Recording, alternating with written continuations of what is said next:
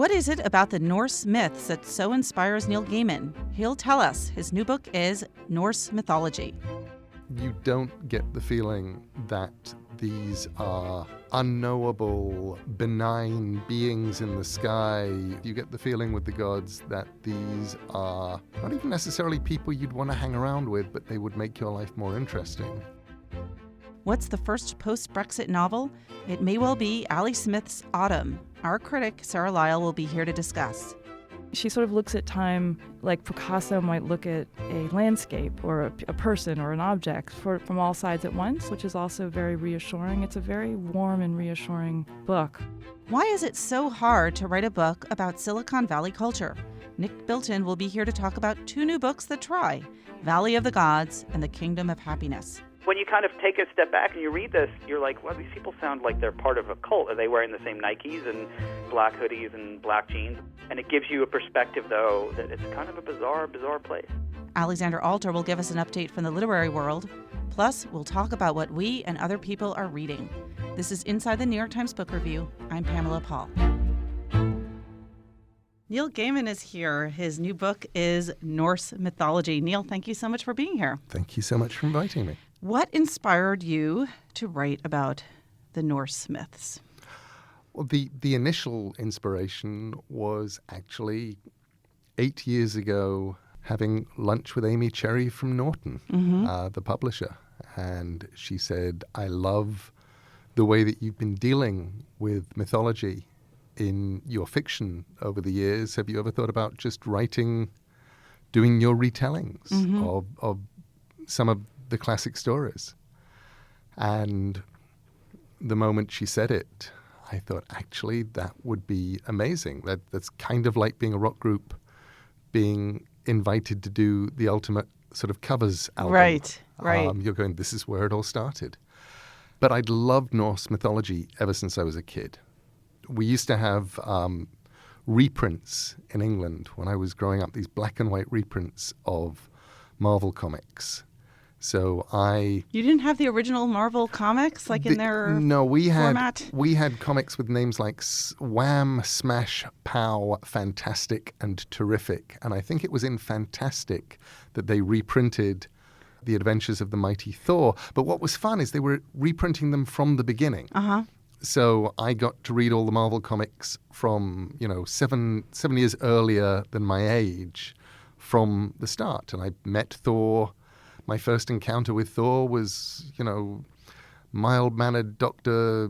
Dom Blake trapped in a cave in Norway, finding a stick, banging it, and suddenly it turning into a hammer and him becoming Thor. I think my first encounter with Thor was through Dungeons and Dragons, the Gods and Demigods manual, which I think is probably a lot less cool than your first encounter.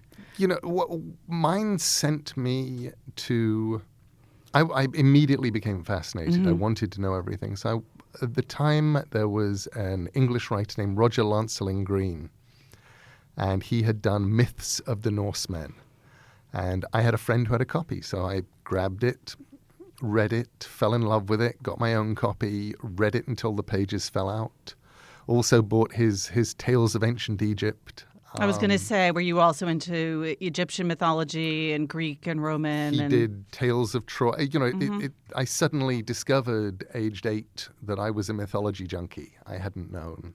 I sort of feel like the Norse myths are not the lonely stepchild of the mythology world, but they just, in America at least, have traditionally not gotten as much attention. Now they're getting a little bit more because Rick Riordan is on the case, with kids' books now, and the movies have started. But why do you think they are not as well known? I think part of it is just the sort of the river of classics that takes us to here. Flows straight from Greece and Rome. So the people who were considered great writers had all grown up with a quote-unquote classical education. And the classical education did not include the prose Edda of Snorri Sturluson and the poetic Edda.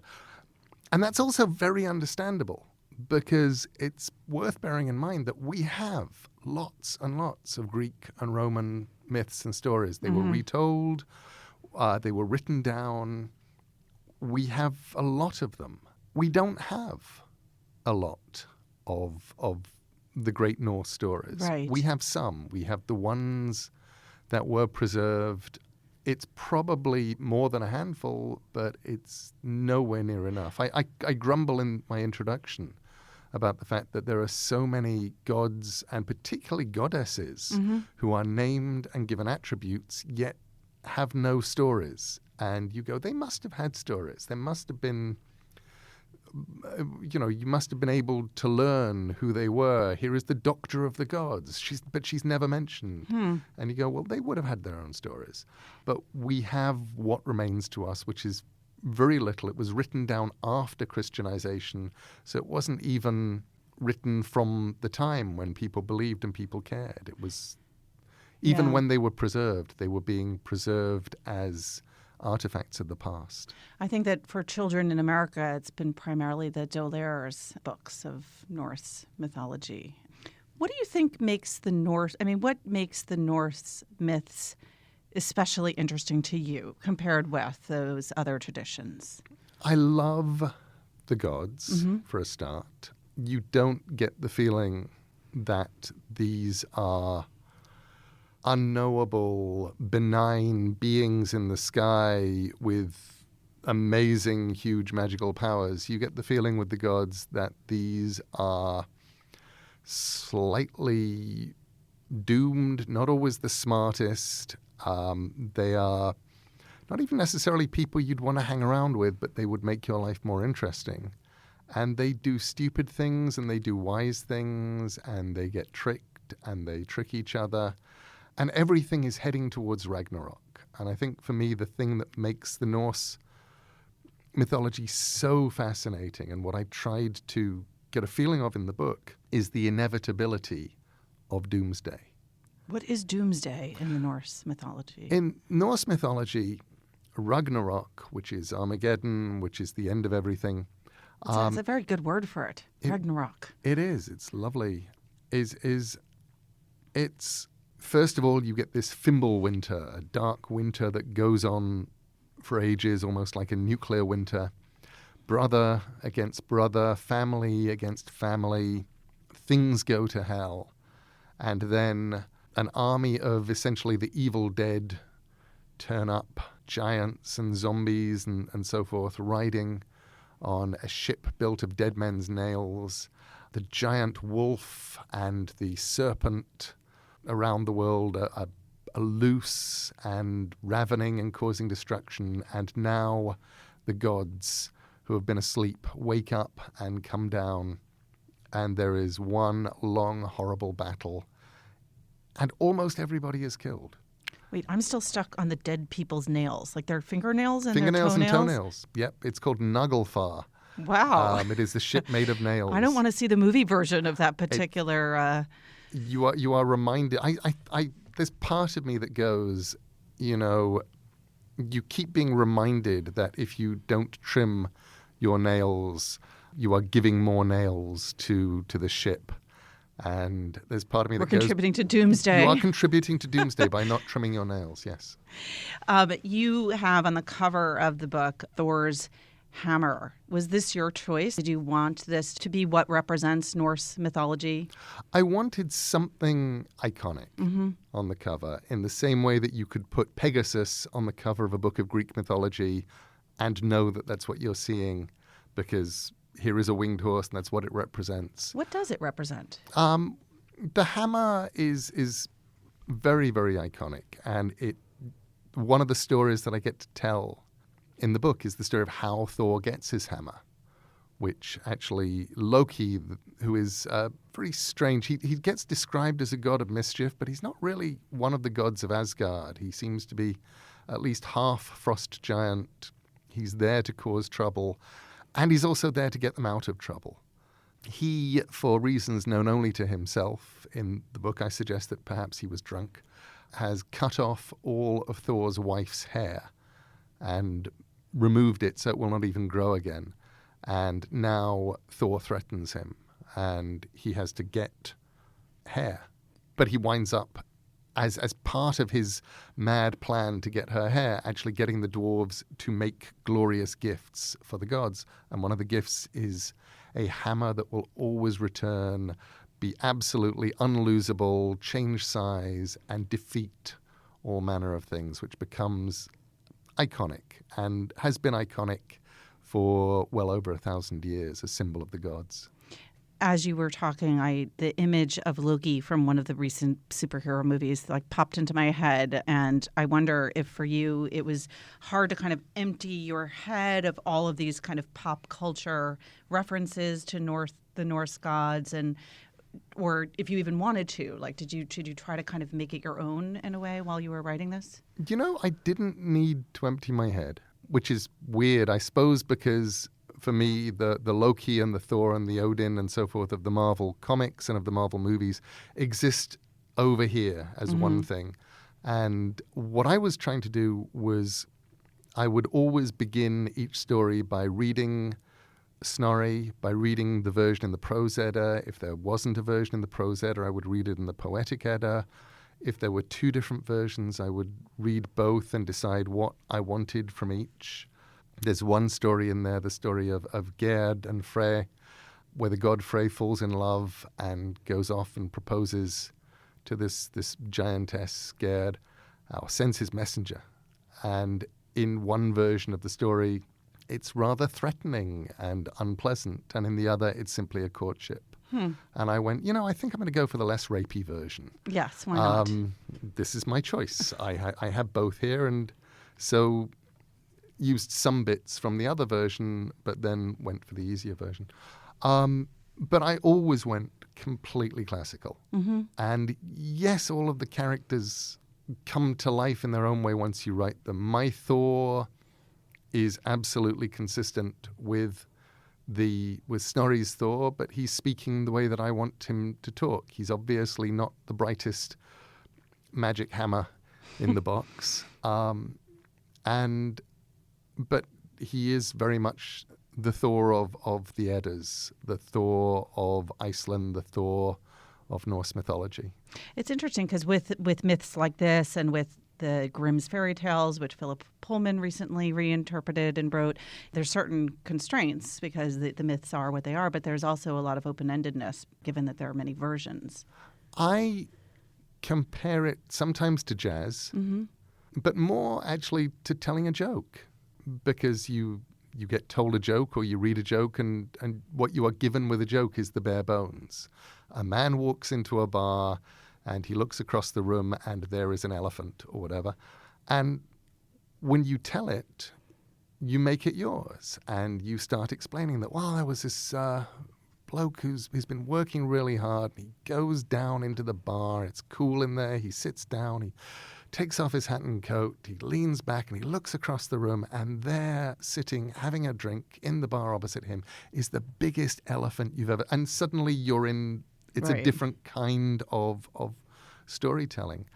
So I was very happy to take the stories as the bones, as if you were given the bones of a joke, but always then wanting to play fair. Always creating the dialogue, filling in scenes, but not actually inventing stuff. It's funny, I saw one review in the Wall Street Journal where Tom Shippey, who's a very smart reviewer, had said, in the original story, Loki plays no part in the injury of Thor's goat in one story. And I'm going, well, that is true in that version of the story, yet there is another story where he curses Loki for the injury to his goat, which implies that Loki had something to do with it. So I always tried to play fair. I wasn't inventing out of whole cloth because that seemed like, that would just be playing tennis without a net, whatever. You have to play fair. So in the Neil Gaiman delivery of this Norse joke, did you have a guiding principle other than playing fair? Was there something that you wanted to infuse the collection? I tried to keep the prose spare and, for me, redolent of Snorri's work. There's something nice and hard-edged, and you feel that not a word is wasted. And I thought, okay, I want to do that. I don't ever want to sort of wrap people in beautiful words. I will take the poetry down and leave the words here and clear and crystal and like lumps of hard rock on the ground. And I also wound up, because I was writing them out of order. I would just, whenever I found I had a few days or a week, I would go and work on them, but I would write them out of order.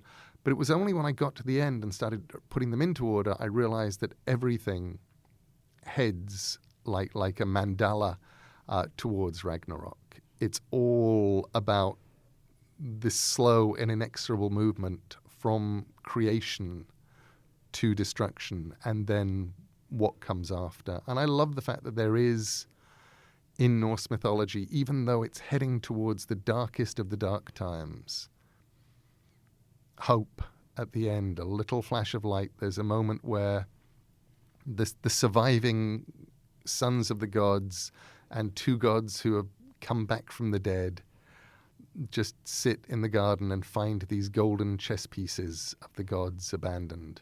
And I thought that, for me, is the moment that I'm going for. I was going to say, despite the impending doom, was it fun to write? It was enormously fun. Writing Loki, writing Thor, writing Odin, who is so smart and tricky and double-dealing and unreliable. Writing gods that we have kind of forgotten, like Kvasir and Tyr. Writing the goddesses, feeling like I was not... If I couldn't have lots of stories of the goddesses, at least I could play fair with the ones that I write about.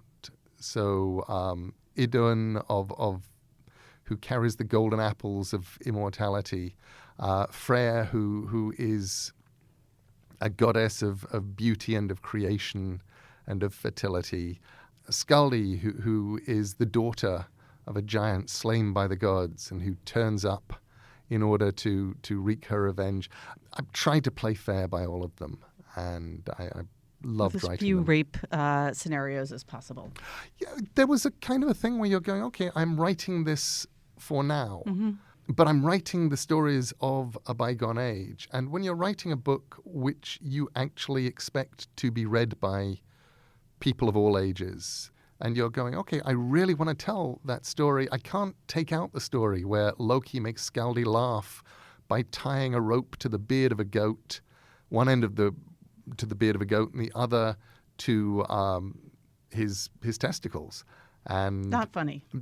But you're sort of going, okay, how do I make this? How do I tell this in a way that indicates that it would have been funny, and how do I do it in a way that I can get away with it in schools? So much of this is about the delivery. So just in the last minute here, would you mind reading us a passage Of course. from the book? The last gift Brock had to present was the one that Loki knew he had already managed to sabotage. From beneath the cloth, Brock produced a hammer and placed it in front of Thor. Thor looked at it and sniffed. "The handle is rather short," he said. Brock nodded. "Yes," he said, "that's my fault. I was working the bellows. But before you dismiss it, let me tell you about what makes this hammer unique. It's called Mjolnir, the lightning maker. First of all, it's unbreakable. Doesn't matter how hard you hit something with it, the hammer will always be undamaged." Thor looked interested. He had already broken a great many weapons over the years, normally by hitting things with them. "If you throw the hammer, it will never miss what you throw it at." Thor looked even more interested.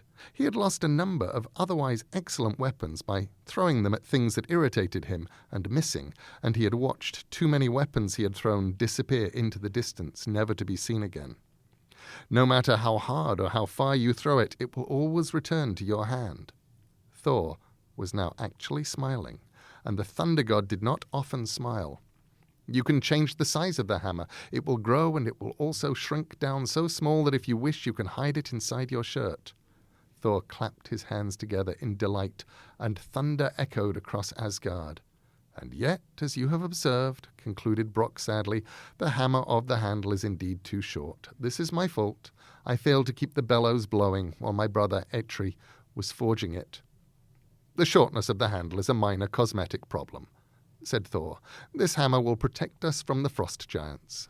This is the finest gift I have ever seen." That was lovely and funny. Thank you so much. Neil, thanks for being here. The book is Norse Mythology by Neil Gaiman, out this week. Thank you so much.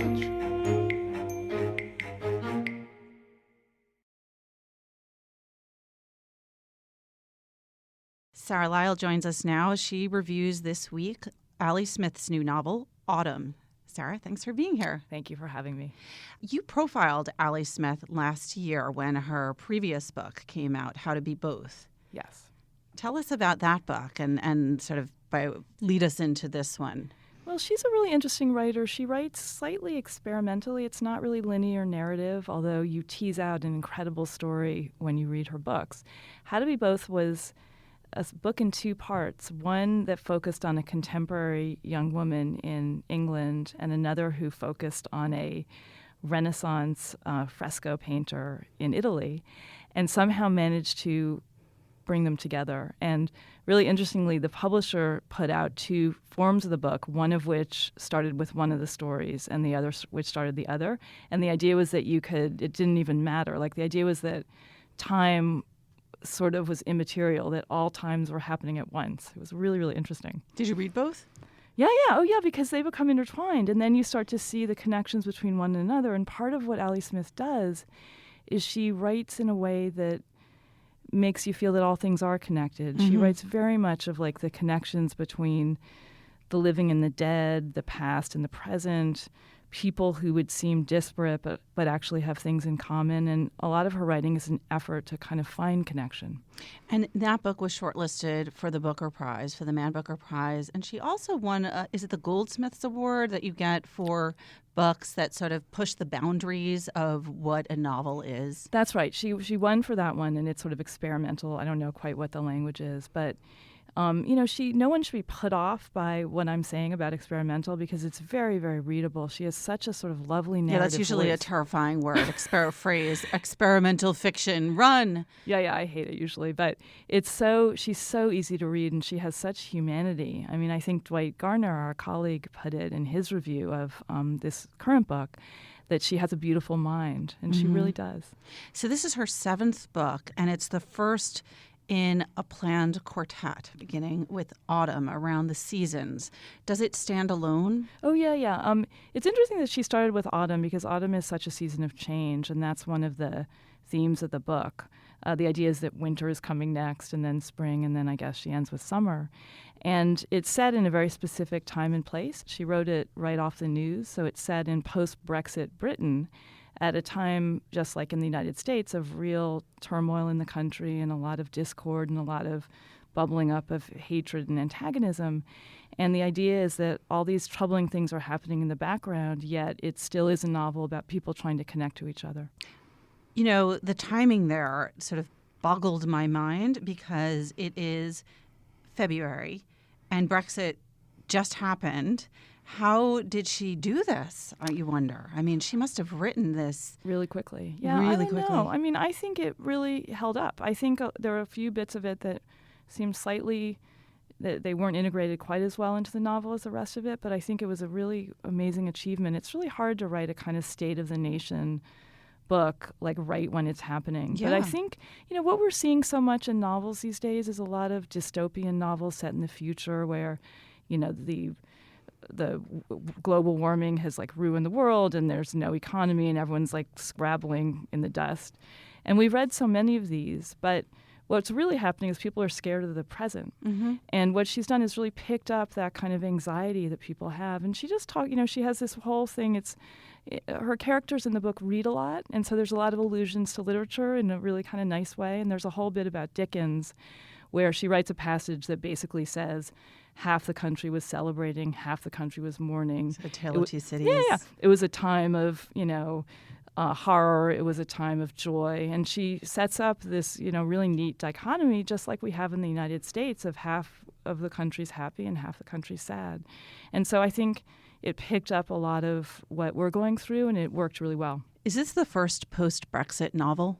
I think that's what they're kind of billing it as. I'm not sure, who knows, but it certainly feels that way. It really, really feels very contemporary and not too hasty, in my opinion. Somewhere, some other writer is seething and saying, no, I wrote the first post-Brexit novel, and it came out 2 months ago. Exactly. Is it a political book? Not really. I mean, it's a book sort of about humanity. I mean, what's so cool about it is the main characters are this young woman who's, I think, 32 when the book begins, and this man who's 101 years old, and he's dying in an old age home. And you have the kind of what's happening in the present, and then you have a series of flashbacks that go through the history of their relationship, which began when she was little, and her family, she and her mother moved into the house next to his, and he was, I guess, in his 70s then.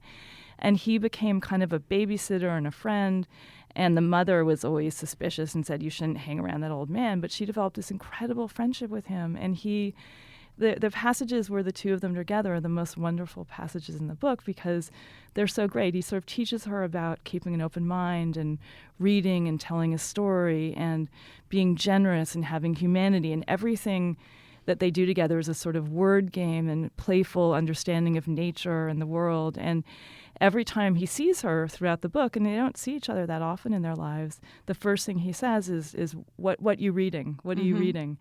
And it's really lovely. And there's a moment in the book where she's in her teens or in her 20s, and she has this lover, and the lover says, you keep murmuring this man's name at night. What's the story? And she says, well, it's my, neighbor who I love. And the lover says, well, is dirty old man. And she says, no, it's not like that at all. It's platonic, but we just love each other. You just meet people like that sometimes and you love them. And it's really, really nice. And there's a moment when they first meet each other where I can't even describe how great it is, but she was supposed to interview him for school, interview your neighbor. And her mother won't let her interview him because she says, I don't want you bothering that weird man. So her mother makes up something. And the girl is so embarrassed that when she finally meets the man, she sort of pretends, it's really funny. But anyway, at the end of their beginning conversation, which is such a great conversation, he says to her, it's so lovely to meet you finally.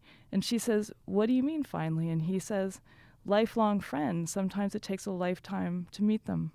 Oh, that's great. Really lovely. You mentioned earlier that there are a number of literary allusions in the book and also dystopia. And one of the books that is alluded to or discussed is Brave New World. How does that come in? That's right. Well, there's a scene where she's waiting around to get her passport renewed.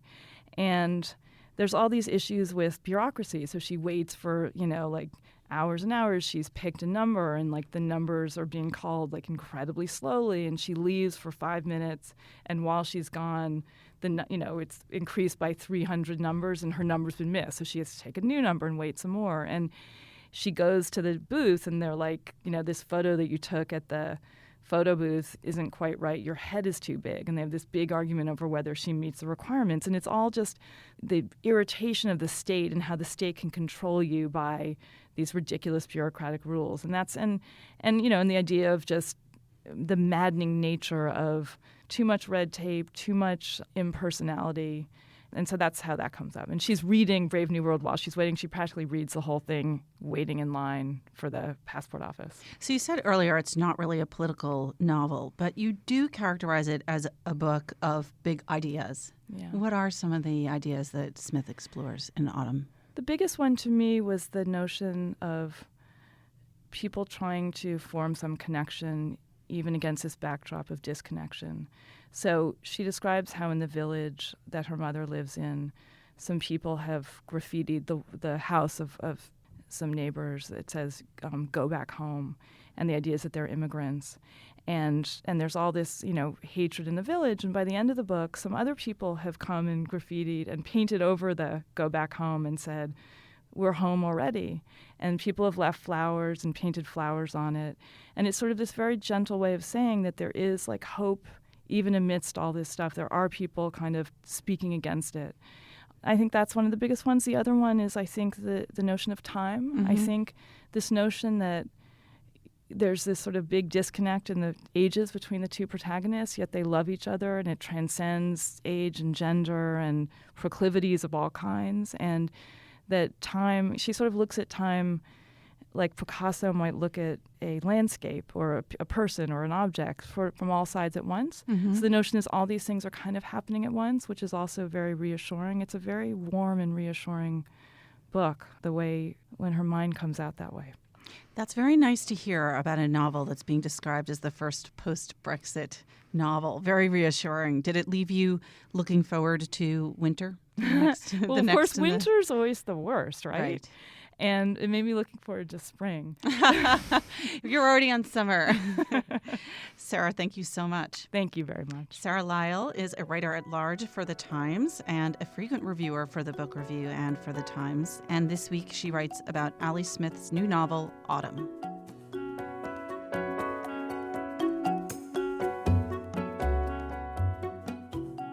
Nick Bilton joins us now. He is a special correspondent at Vanity Fair and a former longtime New York Times writer and columnist. And he reviews for us this week two books, Valley of the Gods by Alexander Wolff and The Kingdom of Happiness by Amy Groth. Nick, thanks so much for being here. Thanks for having me. The two books that you review are both looks at Silicon Valley, both businesses and the culture around them. Can you just quickly describe each of the books? Let's start with Alexander Wolff's Valley of the Gods, a Silicon Valley story. Well, I think what Alexander tried to do with her book was to kind of walk people through what Silicon Valley is like, and she does this through the eyes of a young kid who had dropped out of college and go and join Peter Thiel's foundation, where what Peter Thiel does is he gives away $100,000 to 20 students under the age of 20 for them to drop out of school, which is kind of ludicrous within itself. But some of the things that she tries to explore are also pretty ludicrous, which is, the culture of the Valley around Burning Man and, polygamous relationships and people that are trying to mine asteroids and drill into the earth and so on. Let's not be coy here. Alexander Wolff is the daughter of Tom Wolfe, and even looking at the kind of cover design of this book, it has this kind of Wolffian feel, and as you describe it, it's the sound of some of his earlier nonfiction books. Is it like his work?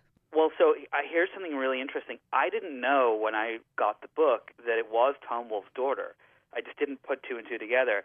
And I was reading the book, and I remember thinking, this is really weird. This book seems like it's trying to be Bonfire of the Vanities for the Valley, and it's not doing a very good job at it. And I was going to put that in the review, and I thought, maybe that's not a really nice thing to say. But then after I filed the review, I don't even know how I came across it, and I was like, oh wait, that was Tom Wolfe's daughter. That's so funny. yes, there are a lot of similarities in the way that it's put together. But I think that it fails on a few levels. One of them is the fact that the through line of Valley of the Gods is this young kid in his 20s, and he doesn't make a very good through line because he kind of falls off a lot of the story. He disappears for many chapters. So there's a number of chapters that start with him in the beginning and then go off on a 20-page tangent meeting all these other people and then end with him in a paragraph. And I think it would have been fascinating to read about this kid and really his life and to see the world through his eyes, but I think it failed in that respect. Is it trying to tell a story about the kind of culture of Silicon Valley, or is it a business book? Like, what is she setting out to do? Yes. Both. I think that I think from what I can tell was she set out to try to tell the culture of the Valley, and I think that because this included Peter Thiel and the billionaire who invested in Facebook very early, it has to include some of the business. I think, there are parts of the story that are really fascinating and really well written. There are parts of this book that drone on for long periods of time. One of the things I found really frustrating was she introduces you to every single person she meets along the way and drops every single name, and it's so disruptive to the reading experience. But there were certain parts of it that I thought were really, really good. She goes to this co-living space down in Palo Alto, around the corner from Steve Jobs' house, and you kind of get to see what these kids are doing living together, and that's really interesting. And so it's a little bit of one and half a dozen of the other. To go back to one of the names that she drops, but a big character in the book, Peter Thiel, who has been in the news recently because of his early and very enthusiastic support of Donald Trump as a presidential candidate and now as president. Is that in there, or does it get political at all, or does she steer clear of that? It doesn't. She steers clear of it, and I think that was my biggest frustration with the book, was that it's very clear that she is impressed by Peter Thiel, and that's fine. He's been very successful. But what I found really frustrating, to an angry point, was that she doesn't tell you these negative things about him. For example, in the beginning, she says he made billions of dollars of Clarion Capital, which is his hedge fund, and I've reported on Clarion before for both the Times and for Vanity Fair, and it's considered one of the biggest failures for any hedge fund. It was worth $8 billion at one point, and now is worth $300 million. And a lot of, as the New Yorker did in a profile on Peter Thiel, a lot of that was because Thiel made contrarian bets that were wrong. And I think that the other thing about Thiel is, you could literally put Peter Thiel in some offices in the Valley and Osama bin Laden. I think people would rather go after Peter Thiel. I think he's vilified in the Valley for his attitude around Trump and how he feels about women's rights and so on. And none of that stuff was really addressed in the book. And I think that was a failure of reporting, I think, and of really telling the reader who he really was. Those of us who do not live or work in Silicon Valley often approach these stories about that culture, about tech culture, and all of these hugely successful, once were startups, now run the world companies, as in this kind of like, wow, what a crazy place. They do X, Y, and Z, and the kids there do, are this way, and everyone is a multi-gazillionaire. And I'm curious if you find in these kinds of books, if that outsider perspective, because Alexander Wolff is a New York-based reporter, works well, if it sometimes works well, sometimes doesn't, and how it functions in this book. Well, I think it's a great question. I think, and this applies to both books that I reviewed and many, many other books about the Valley, is the question is, who are they writing for, right? I think that there's a world in which you can write for the people in the Valley, and, I did that with my book on Twitter, telling the story of how that company was just a complete disaster and a mess. And Kirkpatrick did it with Facebook. Brad Stone did it with Amazon. That's a certain kind of book that you can do that is for the Valley. And then there's the other kinds that are for the lay reader that doesn't understand the culture. And I think I struggled with both of these books to figure out who the audience was. And if you do tell the people outside of the Valley what it's like there, it's really interesting. It's a bizarre world where you have it's a 50 square mile radius that has created more wealth in that 50 square miles than any place on earth in history. More than oil, more than religion, more than stock markets. And I think that that's something really interesting. And I think where a lot of these books end up kind of having a problem is that they try to talk to all those audiences, and that never really works well. I wonder if someone's done a book, I don't think I've seen one, on the kind of have-nots of Silicon Valley and the people who were there before this happened, and what's happened to them. Yeah, it's interesting. It's fascinating. John Markoff, who just retired from the Times but is still writing for the paper. John wrote some of the most incredible cultural stuff about the Valley, about Steve Jobs and people like that taking acid to design the next computer and so on, 30 years ago. And when you kind of look at that stuff now, it's almost more relevant than the stuff that's coming out today, the books that are coming out today, because that was really the precipice for where we are today. And those cultural shifts were the things that created Burning Man and all these other things that are referenced in these books. What is the connection between Silicon Valley and Burning Man? There are a number of connections between Silicon Valley and Burning Man. The first, I think, is that so I've been a couple of times, so I can speak to it first person. It is a bizarre, amazing, crazy place. It's smack in the middle of the Nevada desert, and it's if you imagine the white flat sands of the desert with nothing there, and then all of a sudden there is a city that's 5 square miles with 40 to 50,000 people living for a week in tents and RVs and techno music and fire breathing into the air and drones and helicopters and skydivers, and it's completely insane and bizarre. And a lot of people from Silicon Valley go there because A, it's very close, and B, it's a way for them to kind of let loose for a week. And it's a really fascinating culture because it sprung out of San Francisco. The first Burning Man was actually on a beach in the north of San Francisco and then eventually ended up in the desert. And it brought the culture, a lot of the early tech founders that I've spoken to that went there, they've been going there for 10, 15 years. And then over the years, you started to get more celebrity-esque tech folks that went. You know, Mark Zuckerberg has been, Jeff Bezos, the Google founders, Eric Schmidt, pretty much everyone who's been a VP executive at Facebook or Twitter or companies like that. And what's interesting that both of these two books that I reviewed, chronicle, is that the people who had gone there tried to bring those ideals back, and that is never going to happen. It's it's a week where you can't buy or sell anything. Everything's traded. It's almost like this kind of fairyland, and Right. and so that's where the connection fails. Let's talk about the second book, The Kingdom of Happiness, Inside Tony Hsieh's Zapponian Utopia by Amy Groth. So this is about Zappos, the online shoe company. The whole idea of Zappos, I think, again, for outsiders, is sort of confounding. The idea that there's something truly amazing and this unique culture to a company that sells shoes. So maybe let's start there. So I think one of the things that Zappos did that was really, really intelligent, really smart, and Tony Hsieh is behind a lot of this, is they created a culture where people really wanted to work at this institution. I may be messing this up numbers-wise, but I remember hearing a story many years ago about how Tony Hsieh would offer people a job, and then he would offer them several $1,000s not to take the job, and if they could take the money and leave. And it was, this idea of being able to say, like, you have free will, you can do what you want, but this place is going to change your life and your career and so on. And they were great with customers. They would, there was an unlimited return policy. I remember you call the help desk, and they were incredibly kind, nice, and patient. And that's what helped build Zappos into what it became, a multi-$100-million business, if not more. Tony Hsieh has written at least one book himself. What do you learn Correct. from this book that you don't get from his own books? I think what you learn from this book is an outsider's perspective. Tony Hsieh, when he wrote his book, it was, of course, mostly positive. A lot of lessons to learn from business and so on. What you do with this book is, I think, you get this kind of perspective where you see the outsider ideals. And what I think that what I took away that was interesting was not what I think the author was trying to present, which was that it's a very cult-like place.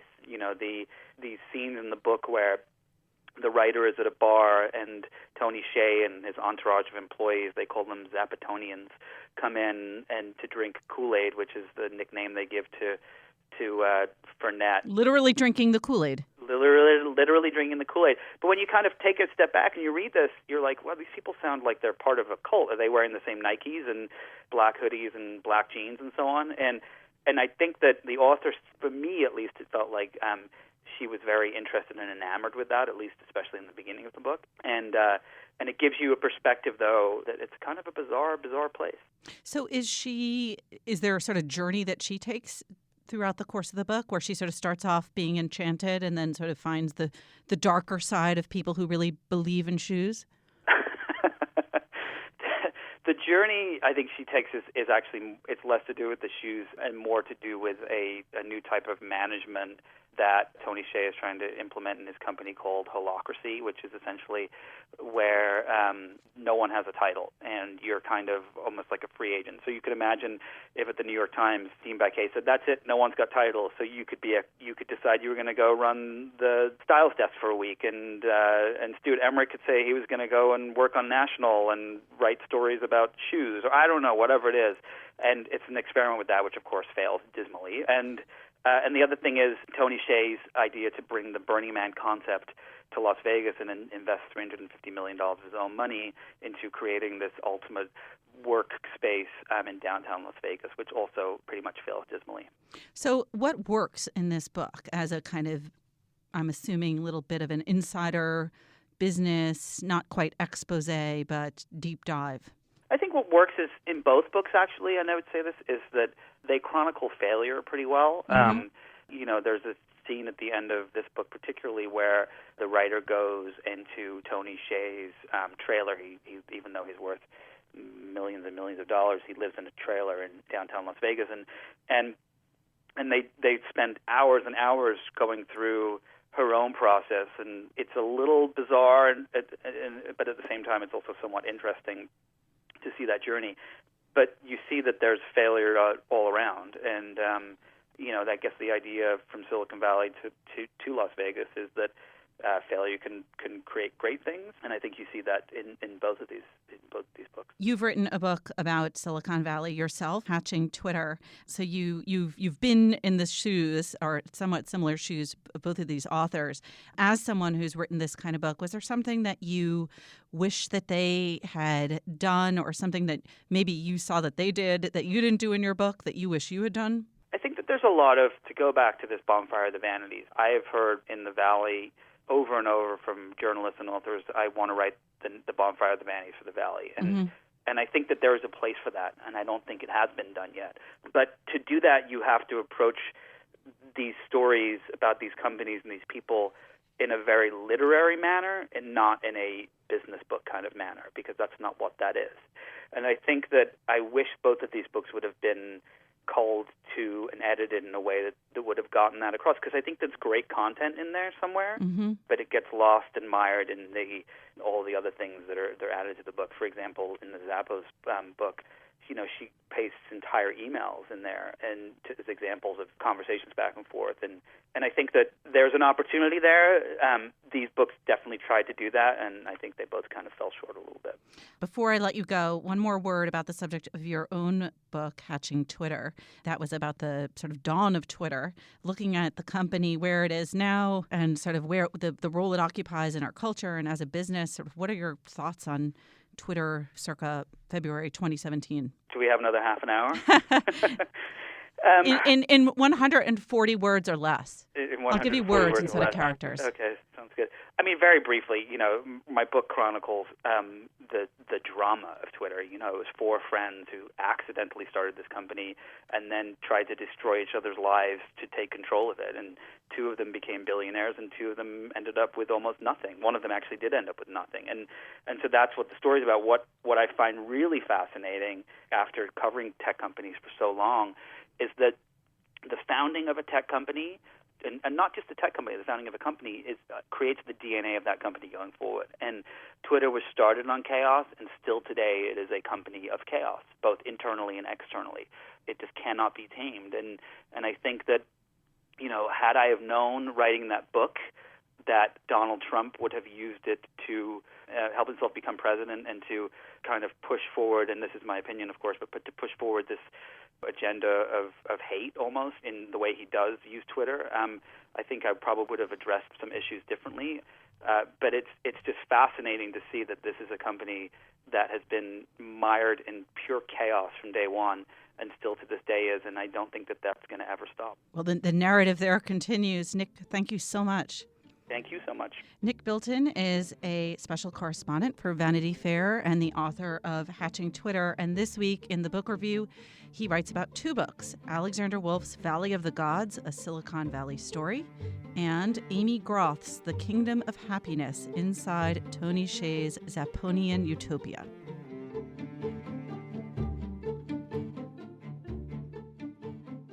Alexandra Alter joins us now to talk about what's going on in the publishing world. Hi, Alexandra. Hi, Pamela. So we've got jolly news this morning. Yes, there is some good news. It's from last year, but we can carry it over to this year. The U.S. Census Bureau put out their report that looks at the bookstore industry overall, and sales were actually up in 2016. They rose 2.5% over 2015, and the store revenue collectively reached just under $12 billion last year, which is up from $11.68 billion in 2015. And it was especially good news because I think a lot of publishers and writers and even some booksellers were really worried about the amount of attention that was going collectively among all of us to the election.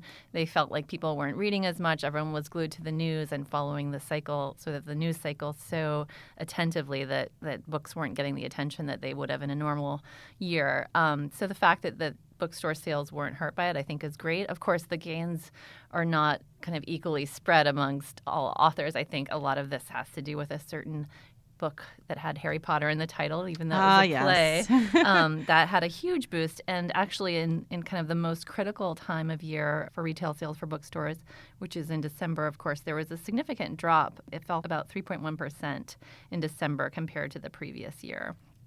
So they didn't have, the sort of Harry Potter and the Cursed Child craze had kind of tailed off at that point. Even Harry Potter couldn't solve it, couldn't fix it magically.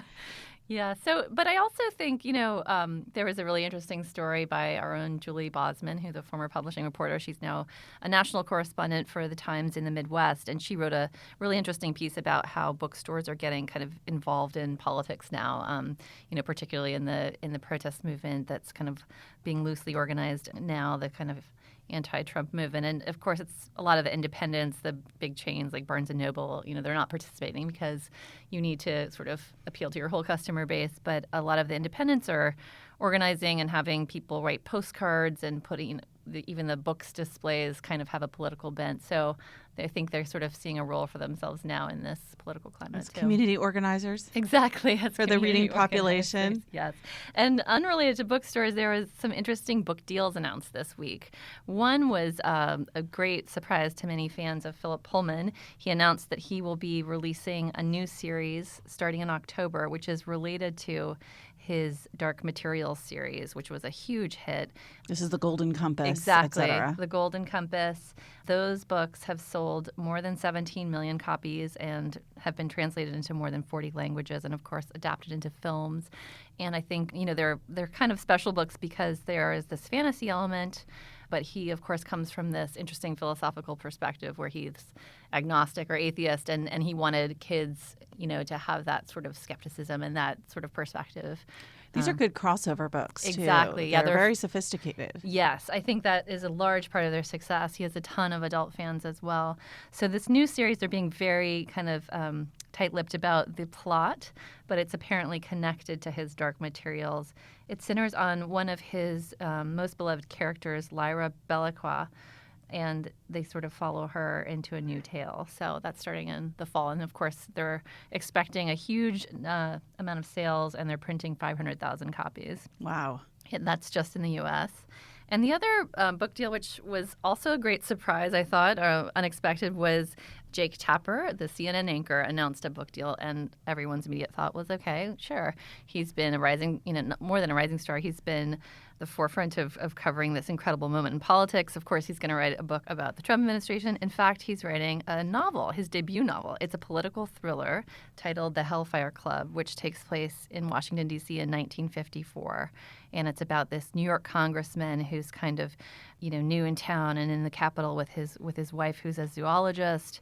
And they're sort of making deals and sort of learning how to navigate cutthroat Washington, D.C. political society. I was on a panel last night with Jeffrey Toobin, another CNN figure, and he told a story about how at one point he wanted to write a novel, and so he did, and it was a thriller about a morning news anchor shot on air. Wow. He submitted it to Phyllis Gran, an editor and friend of his. She was the head of Dutton, and she came back to him and said, "This is a terrible book." No.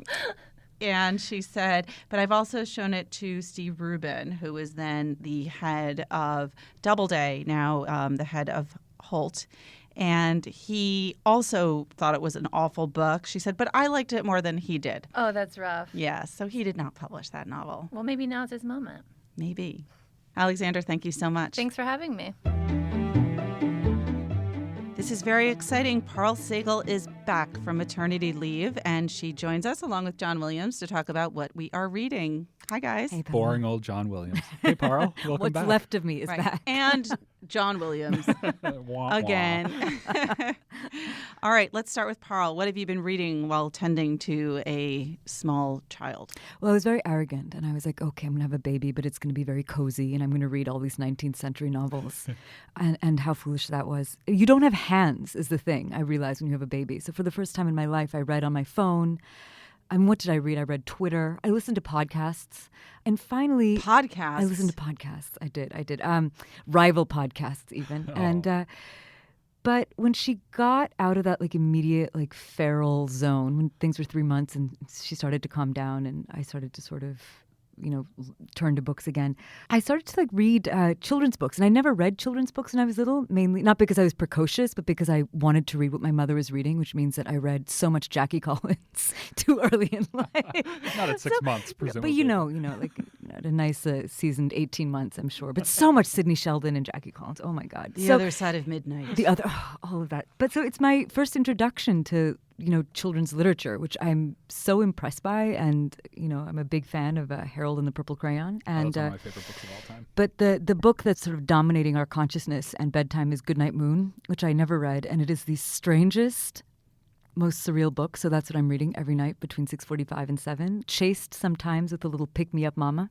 And do you follow the little mouse's trail through the illustrations? Have you done that yet? We've done that. I mean, yeah, it's just I think my husband and I have constant conversations why does he have to be a young mouse? There are only 30 words, but everything is so precise, and we're always trying to figure out the perspective, who is telling the story, why is it so strangely comforting. One of the most distinctive things about Goodnight Moon, and I haven't figured out how it does this, is that certain picture books, when you read them over and over, you die a little bit each time you reread it because your brain is just being crushed by boredom. And weirdly, there's something hypnotic about Goodnight Moon that keeps you going with each reading, even if it's the 5,742nd time you're reading it. Because it makes no sense. This is the thing. It's kind of like a surreal masterpiece. What is with the... I'm sorry, I can talk about this endlessly. The kittens, the mittens, the mush, they don't connect in any interesting, meaningful way. So you're kind of just... it's very zen. Is it zen? Well, you're just sort of noticing what's in front of you. Well, she's an interesting author, Margaret Wise Brown, because Runaway Bunny is kind of diabolical. Yeah. And then that's other a very books, distressing book. It's a deeply... Yeah. Are you going to read it or I've not? tried. And it's also very self-referential. Have you seen the pictures in Runaway Bunny appear in Goodnight Moon, but then pictures of Goodnight Moon appear in Runaway Bunny? Yes. Which one came first? It's all a marketing plan. Clement Hurd, that genius. That's right. But she also wrote some pretty awful books. Which ones? Not Little Fur Family. Little Fur Family. Do you like Little Fur Family? No. Little Fur Family is not one of my favorites. I do like Warm as Toast. Little Fur Family is a very, talk about a deeply weird and upsetting title. Yeah. Just the title alone. Yeah. Little Fur Family. Yeah, not even animals. Right. You're just hairy. Yes. All right. John, also in picture books? Well, hysterically, I'm reading a couple of books. You're reading the exact same thing. So You're inappropriate. also A defense Goodnight of Little Moon. Fur Family. Yeah, I'm reading books that you maybe should start reading when you're 28, if then. I read Philip Roth's The Plot Against America, which is from 2004, and I'm going to be writing something about it in the coming days for the paper. And it's the novel that is a counterfactual history that imagines Charles Lindbergh being elected president in 1940 and unseating FDR and sympathizing with the Nazis and keeping the U.S. out of World War II. And it tells the story of that history through the story of Roth's family, sort of, lightly veiled autobiography of him and his family in Newark and the divisions among the family politically as this happens. And I actually enjoyed it a lot more than I thought I would, because I'm not a fan usually of things that kind of hang on a gimmick. But it really does feel like a Philip Roth novel 85% of the time. It's not like a sci-fi book or something. Yeah. And the stuff about New Jersey and the family is really great and well observed. And then the counterfactual things they're kind of the base note throughout. They don't dominate, and they're mostly convincing. And they obviously have some interesting both parallels and diversions to the fractures in the country at the current moment. And but I won't give away more than that for now. And then when I finished that, I went on a Philip Roth kick a few years ago and read maybe 6 or 7 of his books, and I feel another one may be coming on. So I started Sabbath's Theater, which is from 1995, I think, and a book that a couple of my friends really love and that I've been meaning to read for a long time. And I'm about 100 pages in. It's great. I'd say that the writing is more energetic and even better than The Plot Against America, and it's very deeply about sex and mortality. Shocking. And, what? Shocking. Yeah, and saying goodnight to mittens. Those are the 3 things it's about. Pamela, what about you? What are you reading these days? Well, once again, I fell off the self-help how-to wagon. I did finish the Eleanor Roosevelt You Learn by Living, which I highly recommend. It's incredibly wise, and she has this chapter on maturity that I want everyone I know to read. It's by Eleanor Roosevelt. Yes, she wrote it in 1960, 2 years before her death. And it really reads like the book of an older person, someone who has, in fact, accrued much wisdom. And so much of what she writes at that moment, which is sort of the dawn of the 1960s, and she's dealing with issues of poverty and race and human rights and post-war kind of crisis, and it's the dawn of the 1960s. So much of it can still work today. Yeah. So I highly recommend that book. But I then weirdly picked up a book that I long resisted.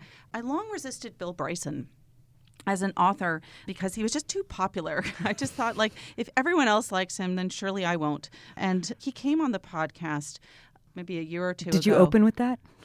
I did. I said, I can't like you. I'm determined Too to many not other people like you. do.